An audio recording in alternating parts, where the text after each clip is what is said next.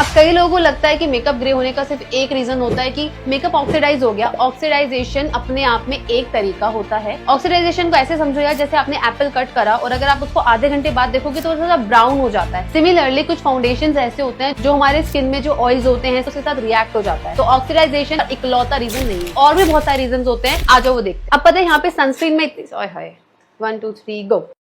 अब यहाँ पे अगर मैं इतनी सारी सनस्क्रीन अपने फेस पे लगा लूंगी ना, तो एक ये भी रीजन होता है मेरे मेकअप के ग्रे होने का, क्योंकि सनस्क्रीन में होता है टाइटेनियम डाइऑक्साइड जो कि लाइट को रिफ्लेक्ट करता है। और अगर मैं फ्लैश फोटोग्राफी की बात करूँ तो जब भी फोटो क्लिक होती है ऐसा लगता है कि आपका जो फेस है ना वो ग्रे दिख रहा है या थोड़ा सा व्हाइट दिख रहा है। तो मेरा सजेशन रहेगा कि आप सनस्क्रीन को स्किप कर दें मेकअप के टाइम, तो ज्यादा अच्छा है। अब यहाँ पे क्या होता है ना कि मुझे डार्क सर्कल्स हाइड करने तो मैं कंसीलर लगा लेती हूँ, बट ये जो शेड है वो मेरे शेड से लाइट शेड है। अब जब भी आप कंसीलर यूज कर रहे हो अपनी हाइपर पिगमेंटेशन को या फिर अपने डार्क सर्कल्स को हाइड करने के लिए, और उसका शेड आपके शेड से लाइट है, तो वो ग्रे कर देगा। कई लोगों को मैंने सुना है ऐसा बोलते हैं कि पता नहीं, तक कंसीलर नहीं लगाते तब तक तो ठीक चल रहा होता है, लेकिन कंसीलर लगाते ही mouth area, under eyes, forehead मेरा ग्रे हो जाता है। Wrong shade of concealer. अगर आपको अभी भी कंसीलर का शेड चूज करना नहीं आता है, मैंने इसके ऊपर ऑलरेडी एक वीडियो बना दी है, वो देखो, इसके बाद तुम्हारा मेकअप ग्रे नहीं होगा। तो ये भी एक तीसरा मेजर रीजन होता है। नेक्स्ट रीजन ये होता है कि आप जो फाउंडेशन यूज कर रहे हो वो आपके अंडरटोन से मैचिंग नहीं हो रहा है। इमेजिन करो आप कूल अंडरटोन पर्सन हो, लेकिन आपको जो फाउंडेशन दिया जा रहा है वो वार्म पे था, और वाइस वर्सा। आपका मेकअप इसके बाद भी येलो येलो दिख सकता है, वो थोड़ा सा ग्रेश पे भी जा सकता है। तो जब भी आप फाउंडेशन लगाते हो तो आपको अपना अंडरटोन पता होना चाहिए। अगर आपको फाउंडेशन का शेड चेक करना नहीं आता है, इसके ऊपर वीडियो बना रखा है ताकि तुम्हारा पैसा सेव हो जाए। एक रीजन मैं आपको बताऊं, आप लोग यकीन नहीं करोगे, कई लोगों को ये नहीं पता होता कि उनको पाउडर सेटिंग करते टाइम पाउडर का शेड कौन सा लेना है। इमेजिन करो कोई इंसान है जो बहुत ही फेयर स्किन पे है, या फिर मैं कह सकती हूँ कूल टोन पे है, और वो बनाना पाउडर यूज कर ले, तो भी आपका फेस ग्रे भी दिख सकता है एंड पीला भी दिख सकता है। मैंने बहुत लोगों का मेकअप देखा है जो एक्चुअल यहाँ से मैच ही नहीं हो रहा होता, क्योंकि उनका फेस पीला दिख रहा होता है, बाकी बॉडी उनका व्हाइट दिख रहा होता है। अब जो लूज पाउडर का शेड यूज करो, इवन तो जो कॉम्पैक्ट भी यूज कर रहे हो ना, वो आप अपने एग्जैक्ट शेड का लेंगे। अगर आप कूल टोन के हैं तो आप अपने शेड के अकॉर्डिंग लेंगे, अगर आप वार्म टोन के तो आप बनाना पाउडर पे जा सकते हैं। एक और प्रॉब्लम होती है जो आपके मेकअप को ग्रे कर सकती है, वो ये है कि आपको लेयरिंग में प्रॉब्लम आ रही है। अगर आप अपने स्किन केयर में या फिर सनस्क्रीन वगैरह ऐसी यूज कर लेते हो ना जो आपस में कंपैटिबल ही नहीं थी, तो भी आपका मेकअप ग्रे टर्न हो सकता है। आप ये देखो कि क्या मेरा फाउंडेशन जो मैंने यूज करा है, क्या मेरे यूज करे हुए मॉइस्चराइजर के साथ कंपैटिबल है कि नहीं है। अगर वो वाटर बेस्ड है, वो ऑयल बेस्ड है, अगर कुछ भी कंपैटिबिलिटी इशू है, मेकअप ग्रे हो जाएगा। हर प्रोडक्ट की ना एक एक्सपायरी डेट होती है। हाँ जी, अपने प्रोडक्ट निकालो, अपना फाउंडेशन निकालो, आपको उसमें 12 मंथ 18 मंथ कुछ ना कुछ लिखा मिलेगा। अगर आप एक्सपायर्ड प्रोडक्ट्स यूज कर रहे हो, स्किन तो खराब होनी है, वो तो आप मेरे से अभी लिख के ले लो, एक्ने हो सकता है या कुछ भी प्रॉब्लम हो सकता है, लेकिन आपका मेकअप भी ग्रे हो सकता है। और जो लोग भी मेकअप आर्टिस्ट हैं वो तो ये हरकत बिल्कुल मत करना कि यार मेकअप खत्म नहीं हो रहा है, क्या करूँ, क्लाइंट पे कर देती हूँ, फिर वो ग्रे हो जाएगा ना, बहुत डांट पड़ेगी। और एक और ऐसा रीजन बताऊंगी जो आप कहोगे कि यार ये नहीं पता था मुझे, क्योंकि मैंने अपने साथ फील करा है। अगर आपने रिसेंटली कोई ट्रीटमेंट ले रखा है, जैसे कि मैंने थोड़े टाइम पहले पील करवाया था, उसके बाद मेरा खुद का फेस हल्का हल्का येलो हो रहा था। जो चीजें मैं यूज करती थी जिससे मेरा मेकअप कभी खराब नहीं हुआ, मेरा खुद का मेकअप पीला होने लग गया था। एक दिन तो मेरा पूरा फेस ग्रे हो चुका था। देन मैंने अपने डर्मेट से जब सजेशन लिया तो वो बोलते कि आपने अभी केमिकल ट्रीटमेंट करवाया तो उसका असर है, आप प्लीज अभी 10-15 दिन मेकअप मत करो। और मैं अपने ट्रीटमेंट के 5वें दिन ही मेकअप कर रही थी। तो अगर आपका कुछ भी केमिकल ट्रीटमेंट हुआ है फेस पे रिसेंटली, तो भी चांसेस होते हैं कि आपका मेकअप ग्रे तक हो सकता है। मैं आपको एक और रीजन बताती हूँ। बीइंग अ मेकअप आर्टिस्ट मैंने खुद ने चीज नोटिस करी है, अगर आप बहुत डिम लाइट में मेकअप कर रहे हो, आपको फाउंडेशन का शेड ही समझ में नहीं आएगा कि वो सही शेड पे जा रहा था कि नहीं। और जब आप सनलाइट में गए, जब आप नेचुरल लाइट में गए हो ना, तो आपका मेकअप थोड़ा अलग दिख रहा है। तो मेकअप करते टाइम लाइटिंग का भी बहुत फर्क पड़ता है। तो अगर आप नोटिस करेंगे मेरा मेकअप, तो मेरा मेकअप हल्का सा येलो पे जाता जा रहा है, लेकिन अगर मैं इसी को थोड़ा आइवरी लाइट कर दूंगी तो मेरा मेकअप एकदम व्हाइट दिखने लग जाएगा। अपने जो